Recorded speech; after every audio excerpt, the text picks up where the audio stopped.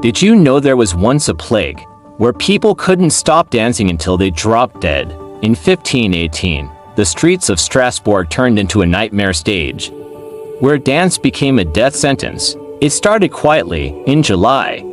A woman named Frau Troffea stepped into the street and began to dance. At first, neighbors laughed, perhaps she was celebrating, but as hours turned into days, her movements grew frantic, her face locked in agony. She could not stop. And then, others joined her. Within a week, dozens of citizens were thrashing in the streets, arms flailing, feet bleeding, collapsing only to rise again.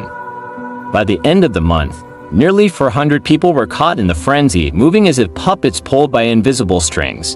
And the horror, many danced themselves to death, hearts failing, bodies giving out under exhaustion. City leaders were desperate, believing the dancers cursed. They hired musicians to play, hoping the rhythm would calm the plague. Instead, it fed the madness. Drums pounded, violins shrieked, and the dancers convulsed with even greater fury, their movements echoing like a grotesque carnival of suffering. What caused this outbreak? Some historians believe mass hysteria, born of famine, disease, and despair, pushed the townsfolk into collective madness. Others suggest ergot poisoning bread tainted with a hallucinogenic fungus may have driven them into violent spasms. And darker whispers claim it was something supernatural, a curse from a vengeful saint, or demons unleashed upon the city. The plague lasted for weeks. Families watched helplessly as their loved ones twirled into oblivion, collapsing in lifeless heaps.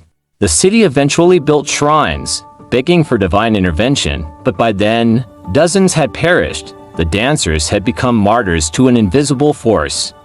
The dancing plague of 1518 remains one of history's most haunting mysteries, a city bewitched, hundreds moving as one unaware they had just signed their death warrants. Was it madness, poison, or something darker still? No one can say for certain, but imagine an entire town where music meant not joy, but death.